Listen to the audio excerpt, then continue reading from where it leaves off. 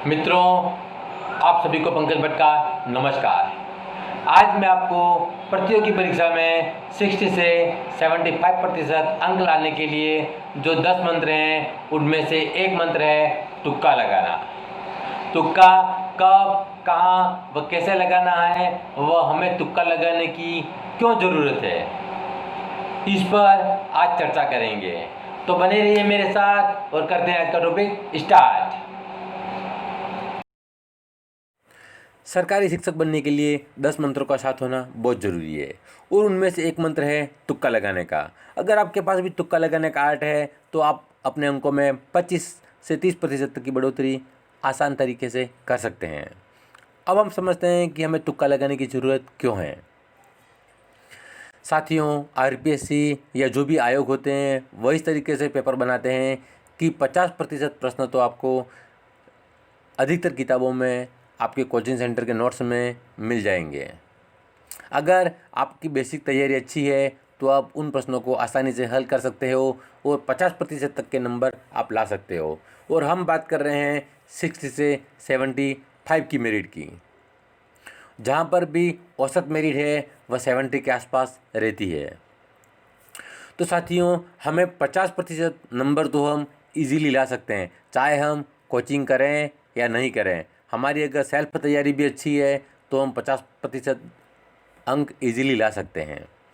अब बाकी के जो प्रश्न होंगे, हमें जो 60 से 75 की मेरिट तक जाने के लिए उन प्रश्नों में क्या होगा कि 2 से 3 प्रश्नों में हमें रिलेशन बनाना पड़ेगा और उन प्रश्नों को आप इजीली पुस्तकों में आपको नहीं मिलेंगे।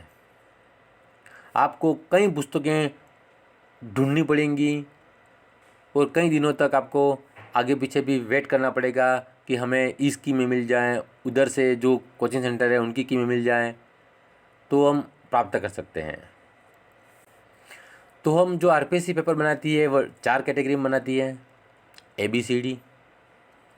डी कैटेगरी के 25 प्रश्न वे होंगे जो सभी बच्चे हल कर लेंगे, अतः वो बिल्कुल आसान होंगे, ताकि बच्चे का मन बना रहे और वो बार बार फॉर्म भरें और इससे सरकार को भी इनकम हो। क्योंकि 50 प्रश्न तो इजी होंगे, तो क्या है कि विद्यार्थी जो भी होंगे प्रतिभागी, उनको ऐसा लगता है कि नहीं, हमने इतने प्रश्न तो हल कर दिए हैं, अब इस बार अगर नहीं होता है तो आगे की परीक्षा में हो जाएगा। अतः वह बार बार फॉर्म भी भरते रहते हैं, इससे सरकार को भी इनकम होती रहती है।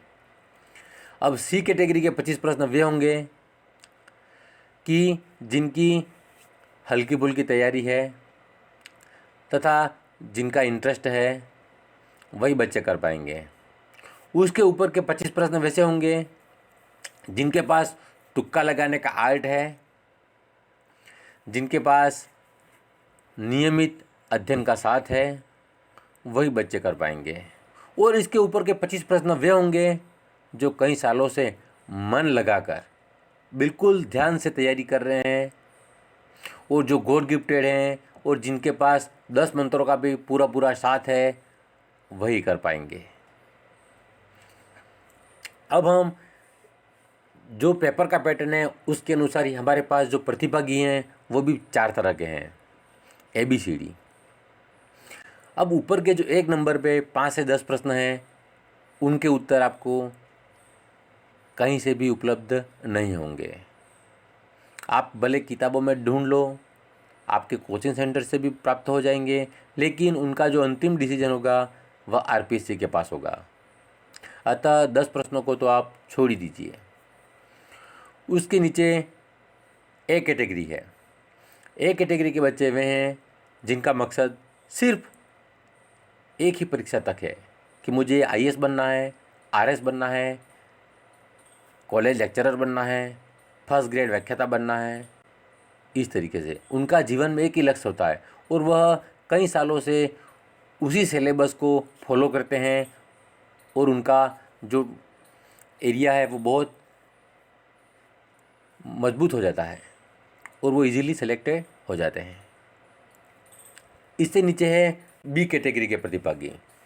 बी कैटेगरी के प्रतिभागी वे हैं जो नियमित अध्ययन कर रहे हैं और जिनका मन भी है और जिनके पास तुक्का लगाने का आर्ट भी है। लेकिन ये वे प्रतिभागी हैं जो सभी परीक्षाओं के फॉर्म भरते हैं, चाहे पटवारी हो, आरएस हो, आईएएस हो, कॉलेज लेक्चरर हो, थर्ड ग्रेड हो, सेकंड ग्रेड हो, सभी का। अतः उनका जो सिलेबस हो जाता है वो बिल्कुल विस्तृत हो जाता है और यही बच्चे हर हमेशा कन्फ्यूजन में रहते हैं कि हम यहाँ पे ये होना चाहिए कि उधर ये होना चाहिए। उसके नीचे लेते हैं हम सी कैटेगरी के प्रतिभागी। ये प्रतिभागी वे हैं जिनका मन तो है, लेकिन ये क्या करते हैं, जैसे परीक्षा की डेट फिक्स होती है उसके दौरान ही यह पढ़ाई करते हैं, अर्थात इनकी पढ़ाई 3 से 4 महीना होती है और अधिकतर जो कंपटीशन होगा वह बी और सी के बीच में होगा, क्योंकि दोनों को बहुत ज़्यादा तुक्का लगाने की ज़रूरत है। बाकी ए कैटेगरी के बच्चे तो सिर्फ 1 और 2% होंगे और डी कैटेगरी के बच्चे वे होते हैं जो किसी अन्य रोजगार में लगे रहते हैं। जैसे कि मैं खुद भी एक शिक्षक बना हुआ हूँ और मैं खुद भी एग्ज़ाम दे रहा हूँ, और जो किसी प्राइवेट जॉब में भी लगे हुए हैं वो भी समझते हैं कि हम फॉर्म तो भरते हैं, अपना किस्मत हो जाए तो ऐसे मेरी तरह से बहुत सारे प्रतिभागी हैं जो डी कैटेगरी के अंदर आते हैं। अब हम समझते हैं कि ए और बी कैटेगरी के बच्चे ही सिलेक्टेड होंगे सभी परीक्षाओं में, क्योंकि उनकी तैयारी बहुत ज़्यादा है। नहीं मेरे मित्रों, ऐसा नहीं है। अगर डी और सी कैटेगरी के बच्चों के पास भी तुक्का लगाने का आर्ट है तो वो बच्चे भी सिलेक्टेड होंगे, क्योंकि आपको भी नहीं पता है कि 50 से ऊपर के प्रश्नों के उत्तर, वहाँ पर आपको भी तुक्का लगाना है और सी और डी कैटेगरी को भी तुक्का लगाना है। अगर आपने सिर्फ रटा है और आपके पास आर्ट नहीं है तुक्का लगाने का तो आप कभी सेलेक्टेड नहीं होंगे। सी और डी कैटेगरी के बच्चे अगर बेसिक नॉलेज रखते हैं, उनके पास भी तुक्का लगाने का आर्ट है, तो वो 100% सेलेक्टेड हो जाएंगे। अब हम जो तीसरा कॉलम है तुक्का प्लस हल, उसे समझते हैं।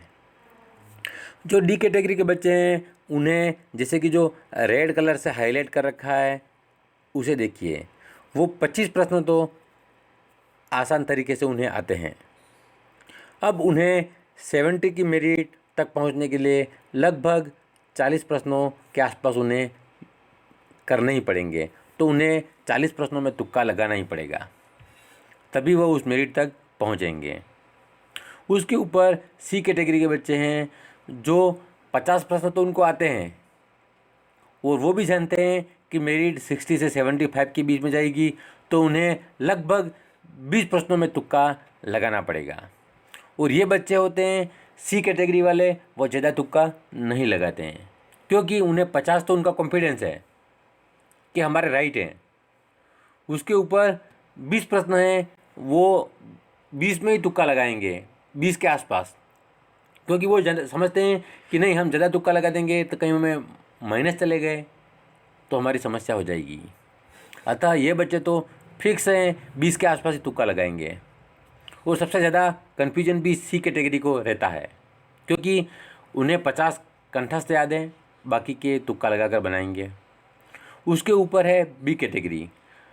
उन बच्चों को भी 50 प्रश्न तो आते ही हैं, लेकिन वो 35 प्रश्नों में तुक्का लगा सकते हैं और उनके तुक्के राइट भी होंगे, क्योंकि उनकी तैयारी भी नियमित है और उनके पास नॉलेज भी अच्छा है। अतः 35 प्रश्नों में तुक्का लगाएंगे तो उनके 25 प्रश्न या 30 प्रश्न राइट ही चले जाएंगे, तो वो इजीली मेरिट तक आ सकते हैं, इसमें कोई शक नहीं है। और जो ए कैटेगरी के बच्चे हैं उन्हें भी 50 प्रश्न तो आते हैं, वो 40 प्रश्नों में तुक्का लगाएंगे। वो 40 में से मैं तुमको बताता हूँ, उनके 35 से 30 प्रश्न आसान तरीके से राइट हो जाएंगे, क्योंकि उनकी भी डीप नॉलेज है और उनके पास 10 मंत्रों का साथ भी है, तो वो सेलेक्टेड हो जाएंगे। अब देखिए, जो सी कैटेगरी के बच्चे हैं वही सिर्फ 20 प्रश्नों के आसपास तुक्का लगाते हैं, बाकी सभी तुक्का ज़्यादा लगाते हैं। क्योंकि या तो जिनका कॉन्फिडेंस नहीं है वो तुक्के ज़्यादा लगाएंगे, या जिनका कॉन्फिडेंस बहुत ज़्यादा है वो तुक्के लगाएंगे। बाकी सी कैटेगरी के बच्चे हैं, उनका कॉन्फिडेंस 50% तक तो होता है, उसके ऊपर के जो तुक्के होते हैं, क्योंकि वो तैयारी बीच बीच में छोड़ देते हैं, अतः उनके पास यह डिसीजन नहीं रहता है कि वास्तव में इसका उत्तर ये है कि ये है। अतः वो बच्चे सिर्फ 20 तक तुक्का लगाएंगे, और सबसे ज़्यादा कन्फ्यूजन होगा वो इस बी और सी कैटेगरी को होगा। बी पर भी इतना ज़्यादा फर्क नहीं पड़ता है, लेकिन सी वाले बच्चे सबसे ज़्यादा होंगे, क्योंकि इनका दिमाग यही रहेगा कि हमारी मेरिट कितनी जाएगी। अब हम नेगेटिव मार्किंग देख लेते हैं, और बिना नेगेटिव मार्किंग में तुक्का कैसे लगाना है उसे समझते हैं।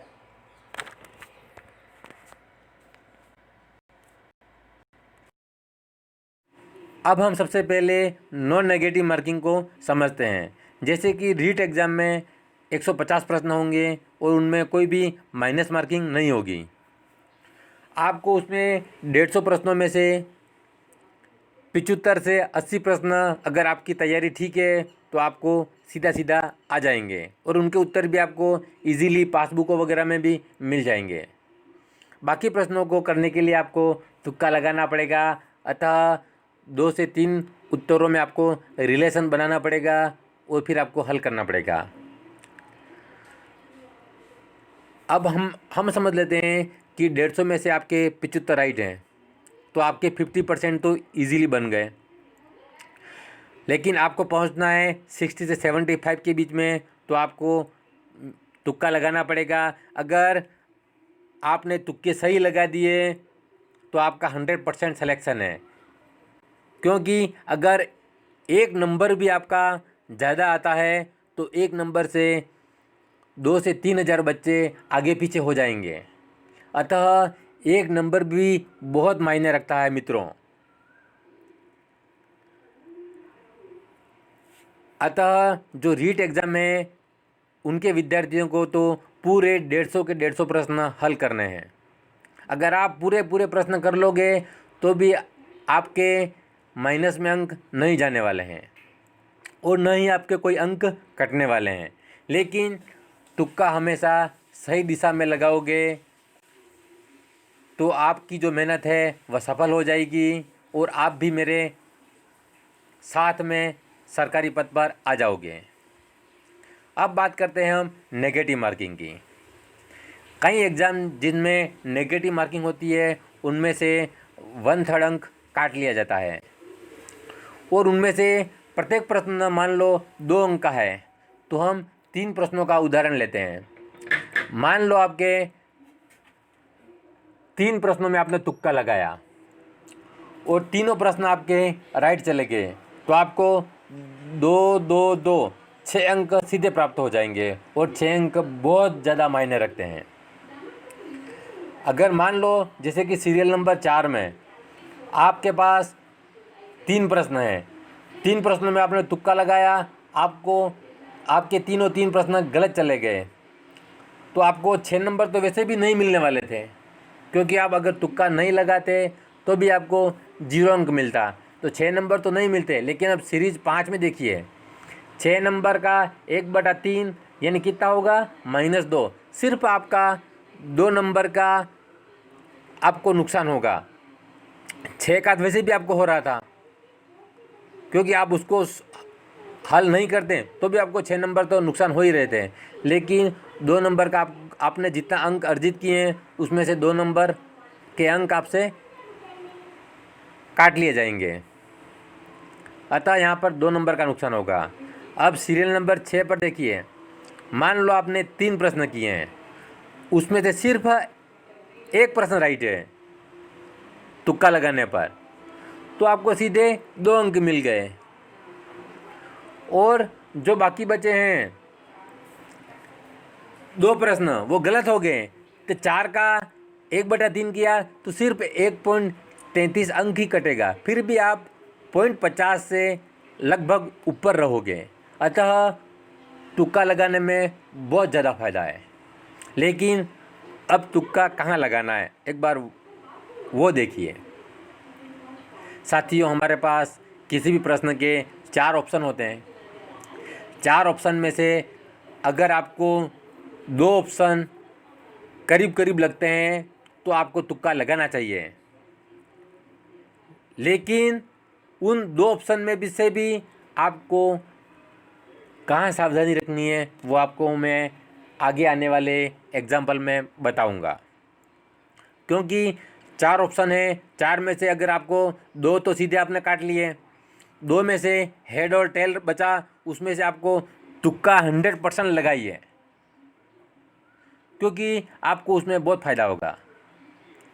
अगर आपको चारों को चारों उत्तर नहीं खबर है तो वहाँ पर आप तुक्का नहीं लगाइए, क्योंकि चारों ऑप्शन आपको नहीं पता है तो वहाँ पर आप तुक्का लगाएंगे तो आपका 100% आपको नुकसान होगा। अतः जब भी हमारे पास 2 ऑप्शन बचते हैं तो आपको तुक्का ज़रूर लगाना चाहिए। हम आगे एग्जाम्पल के रूप में भी उन्हें देख लेते हैं।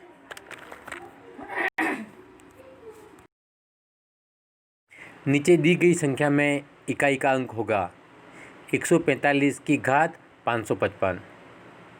साथियों, अगर आपके पास बेसिक नॉलेज है तो आप इसे सिर्फ 1 या 2 सेकंड में हल कर सकते हैं, क्योंकि आरपीएससी भी कभी ऐसे प्रश्न नहीं देती है कि जिन्हें हल करने के लिए 3 से 4 घंटे लगे, क्योंकि यहाँ पर 145 की घात 555 लिखा हुआ है। इसका मतलब होता है कि 145 आपको 555 बार लिखना है और फिर उनका गुणा करना है, जो भी उत्तर मिलता रहे उसमें। तो ऐसा करते करते 3 से 4-5 घंटे लग जाएंगे। अतः ऐसे आरपीएससी भी प्रश्न नहीं देती है।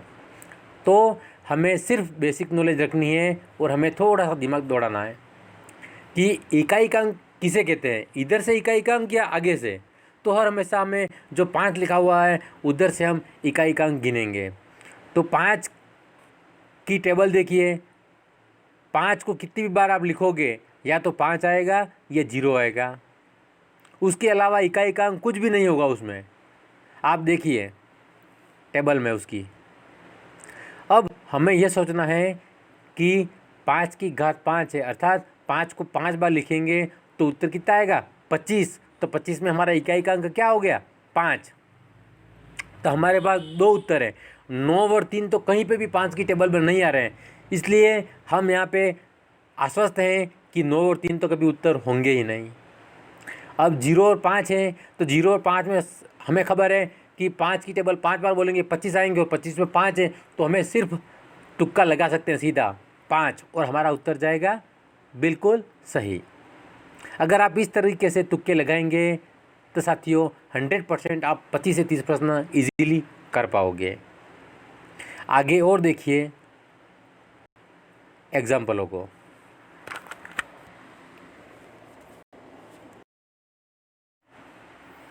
आई have a pen, full stop, I pen a letter, identify underline words. अर्थात जो अंडरलाइन किए हुए हैं शब्द पेन और पेन, दोनों की स्पेलिंग सेम है, एक कैपिटल लेटर है और एक स्मॉल लेटर है। तो हमें यहाँ पर पेन और पेन क्या चीज़ें हैं उनको जानना है। तो हमारा जो पहला उत्तर है वह है नाउन और एडवर्ब। मैंने नाउन की परिभाषा बताई थी कि नाउन संज्ञा उसे कहते हैं जो चीज़ें हमें दिखाई देती हैं। पेन है, हमें दिखाई दे रहा है, संज्ञा है, क्योंकि उसका कोई चित्र है। और जो दूसरा नंबर का सेंटेंस है उसमें भी पेन है, वो भी दिखाई दे रहा है, लेकिन साथियों उसका मतलब वह संज्ञा है या कदापि नहीं है। क्योंकि अंग्रेजी को अगर आप इजीली समझेंगे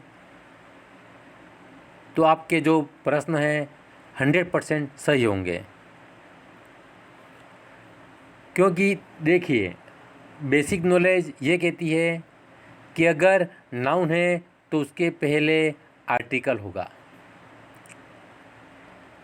98 शब्दों में, बाकी के जो 0 आर्टिकल्स हैं उनके बारे में हम नहीं कह सकते।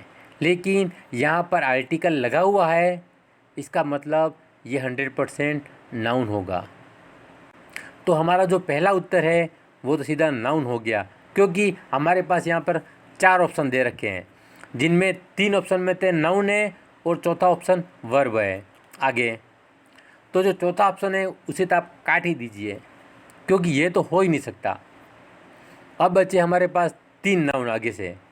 अब इन 3 नाउनों में हमें पता है कि आगे वाला नाउन है, तो हमें अब जो पीछे का पेन है उसके बारे में जानकारी करनी है। एड वर्ब, जो वर्ब के साथ जुड़ता है वो कहलाता है एड वर्ब। एड का मतलब जोड़ना और वर्ब का मतलब क्रिया। जो क्रिया के लिए जुड़ता है या जो क्रिया के साथ जुड़ता है वह एडवर्ब कहलाता है। हमारे पास सेंटेंस में देखिए, आई पेन अ लेटर। यहाँ पर अगर पेन को आप एडवर्ब मान लें तो यहाँ तो वर्ब होगी ही नहीं, अतः एडवर्ब है ही नहीं। प्रोनाउन, प्रोनाउन नाउन के लिए काम होता है, और प्रोनाउन हम जानते हैं आई वी यू दे हैं, तो प्रोनाउन भी नहीं है। तो अब बचा हमारे पास क्या, वर्ब। तो हमारा जो सही उत्तर होगा वर्ब। इस तरीके से अगर आप तुक्का लगाएंगे तो आपके 100% जो तुक्के लगाने वाले प्रश्न हैं वो सही जाएंगे साथियों। अतः तुक्का सोच समझकर इस तरीके से लगाएं तो आपको आसान लगेगा, क्योंकि आप जो 50 प्रश्न हैं वो तो आप फटाफट कर दोगे, लेकिन जब भी आप तुक्का लगाओगे वहाँ टाइम का ध्यान रखना। ऐसा नहीं हो कि आप सोचते सोचते ही 3 घंटे निकल जाएं और तुक्के लगाने रह जाएं। अतः टाइम अवधि को भी मद्देनज़र रखते हुए तुक्के लगाने चाहिए।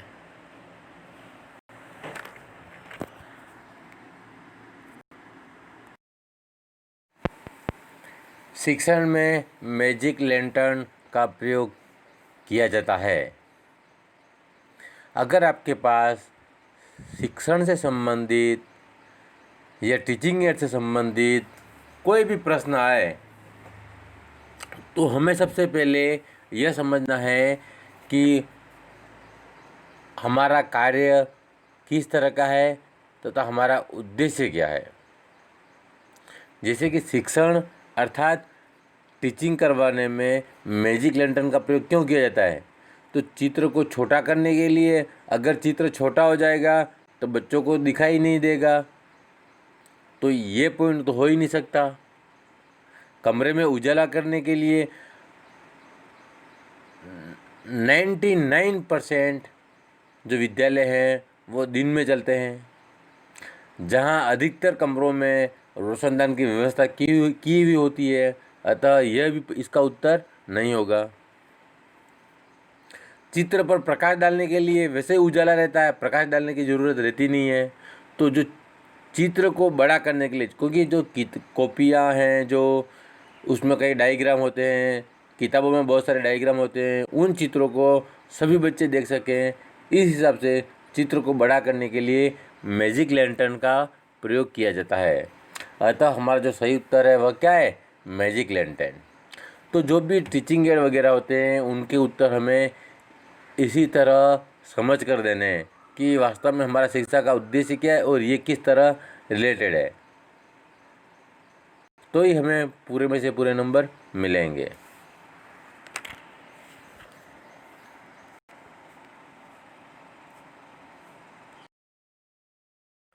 जल का पर्यायवाची नहीं है। हमें यहाँ 4 ऑप्शन दे रखे हैं। 4 ऑप्शन में से हमें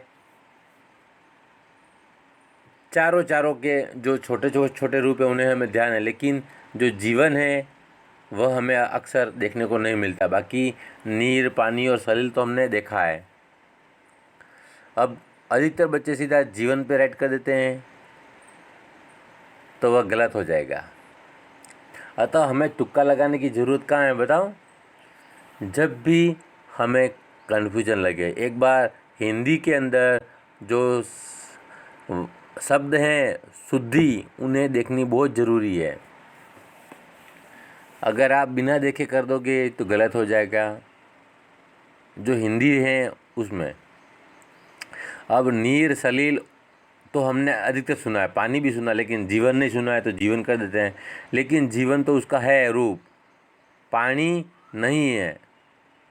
अतः हमें पानी करना है, तभी हमें पूरे में से पूरे नंबर मिलेंगे। अतः जो हिंदी वाले जो प्रश्न आए उनमें हमें शुद्धियों को देखकर ही उत्तर पे टिक करना है।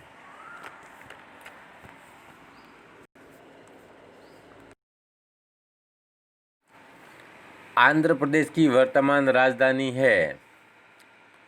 अब हमें यहाँ तुक्का कैसे लगाना, क्योंकि हम जानते हैं आंध्र प्रदेश की राजधानी हैदराबाद है।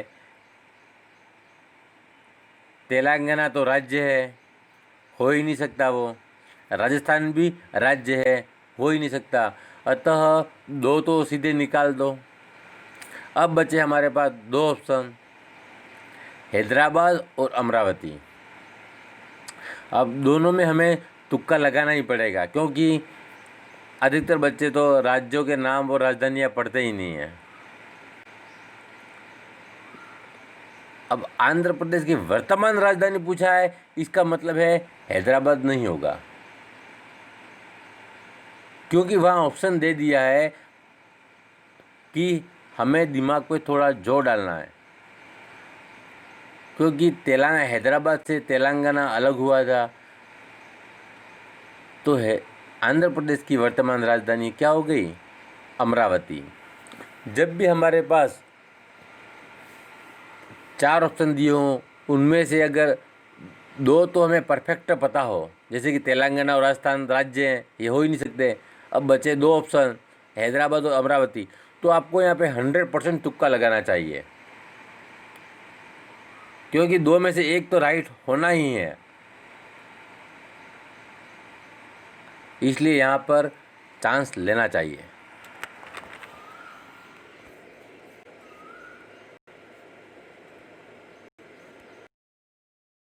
मेवाड़ का कौन सा शासक अकबर के समकालीन था? मेवाड़ हम उदयपुर का क्षेत्र जानते हैं। अधिकतर बच्चों के दिमाग में है महाराणा प्रताप।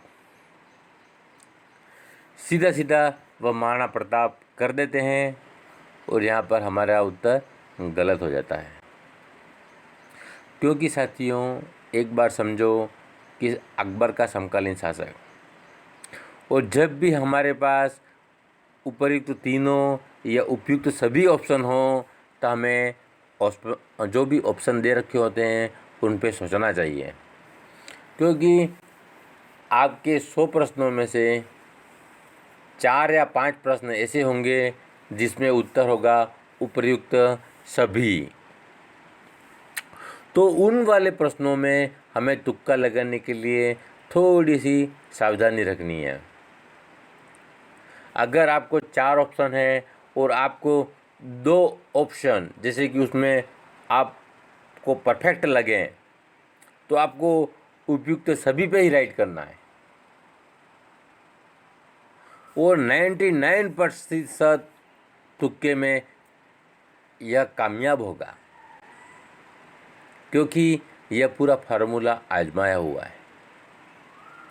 जैसे कि अपने पास यहाँ पर उदय सिंह, महाराणा प्रताप, अमर सिंह। महाराणा प्रताप और अमर सिंह तो लगभग समकालीन ही थे, और उदय सिंह भी समकालीन था। हमें थोड़ा कन्फ्यूजन है कि उदय सिंह हो सकता है नहीं हो सकता, लेकिन महाराणा प्रताप और अमर सिंह तो हैं। तो हमें यहाँ पे तुक्का लगाने की ज़रूरत 100% है। हम करेंगे उपयुक्त तीनों सभी, क्योंकि हमें 2 परफेक्ट पता है।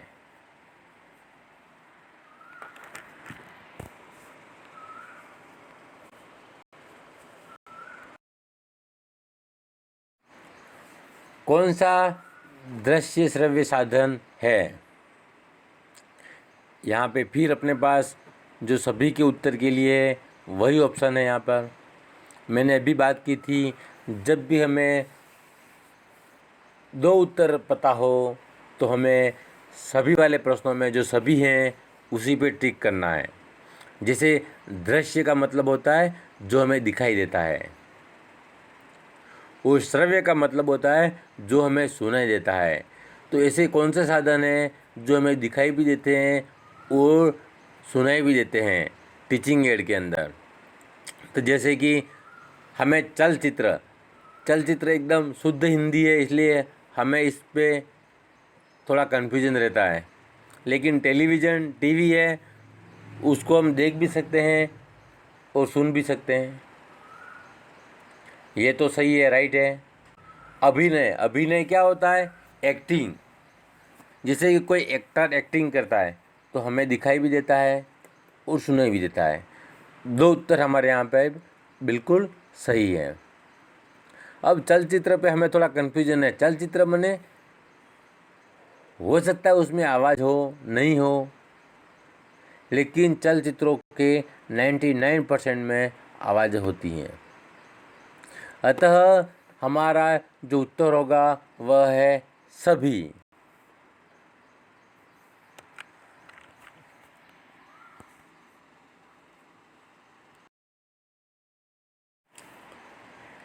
एक प्लस 2 प्लस 3 प्लस 4 प्लस 5 ऐसी संख्या आगे बढ़ रही हैं धीरे धीरे। फिर अधिकतम संख्या अपने पास कौन सी है? 50 आ रही है, और फिर धीरे धीरे संख्या वापस कम हो रही है। का योगफल होगा।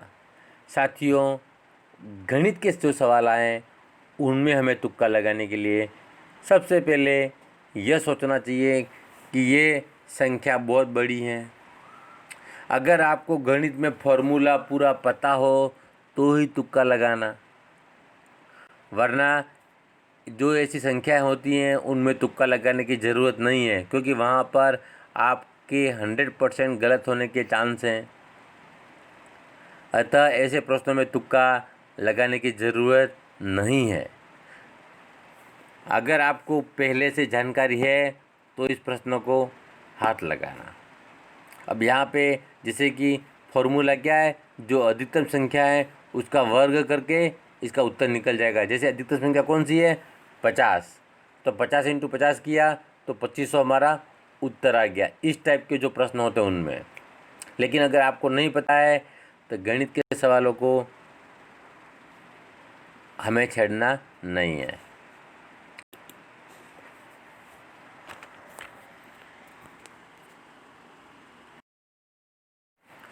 कोविड-19 रोग के वायरस का क्या नाम है? अब ये भी लेटेस्ट है, लेकिन देखो यहाँ पर सभी में समानता है।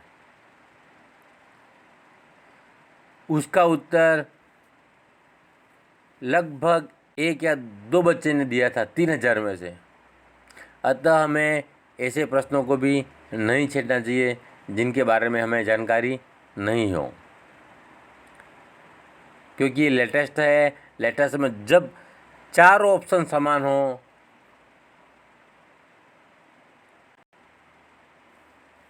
तो हमें उन प्रश्नों को भी नहीं छेड़ना चाहिए। इसका सही उत्तर है SARS-CoV-2।